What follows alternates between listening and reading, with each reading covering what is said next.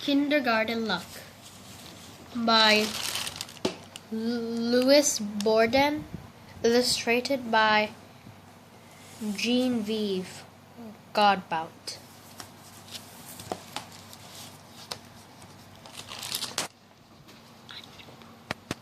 What makes a lucky day? One gloomy morning, Theodore found a bright, shiny penny on the way down to breakfast. There was Abraham Lincoln face up. "What luck!" "Oh, thank you, Mr. Famous President," Theodore said, and he tucked that shiny new penny in his pocket.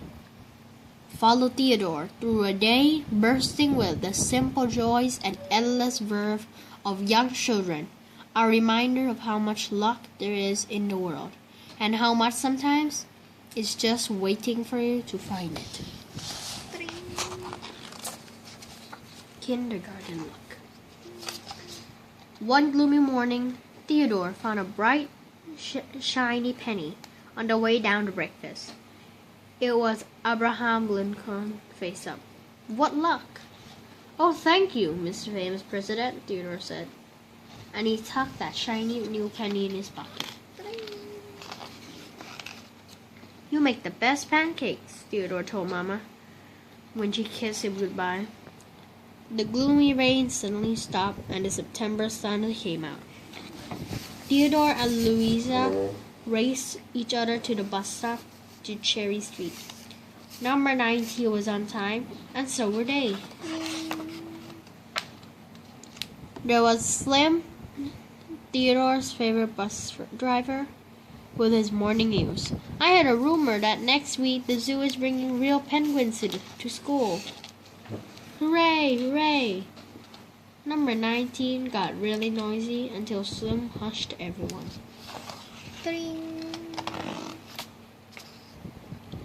Then the bus pulled up at Riverside School, the best school in the whole world, as Theodore was always telling his friend Georgia.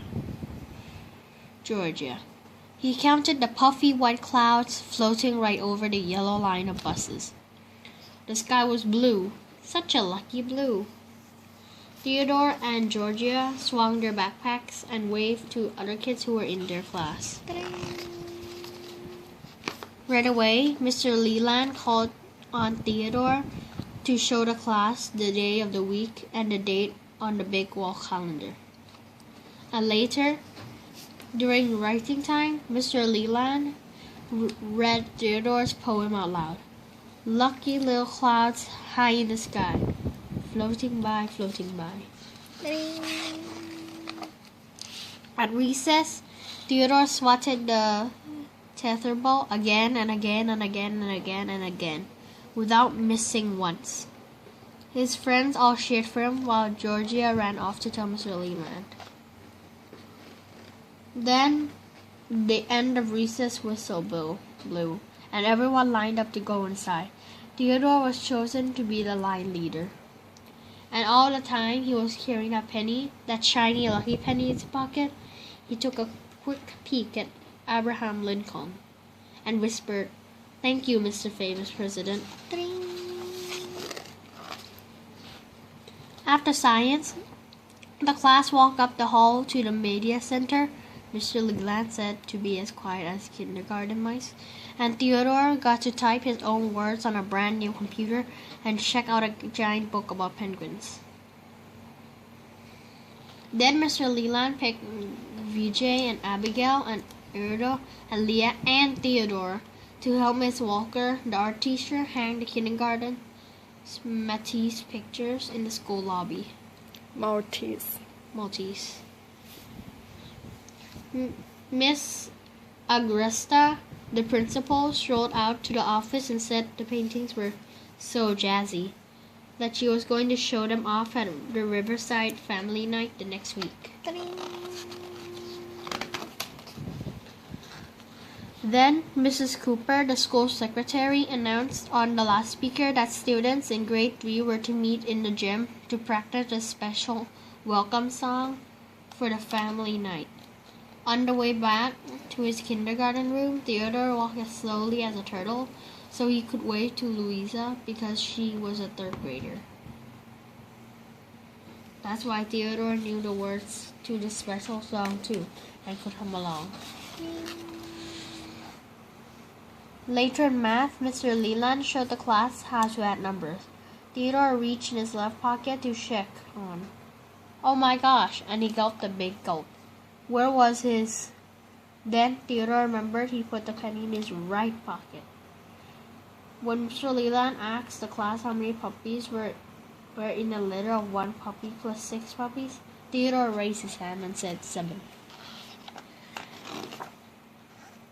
The Riverside buzzer rang at 3:25 p.m. and there was Theodore's bus. Good old number 19 revving his engine, ready to take students home. Theodore couldn't wait to tell Slim about the wonderful things that happened to him.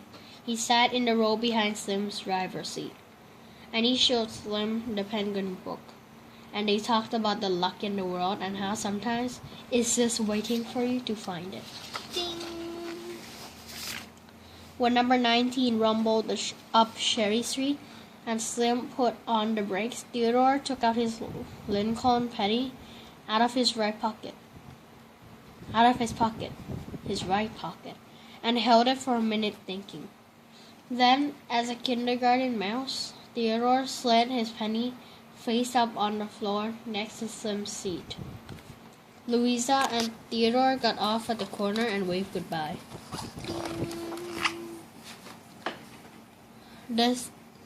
The September sun was still shining, the sky was still blue, and there was still little white clouds to watch. The day hadn't been gloomy after all.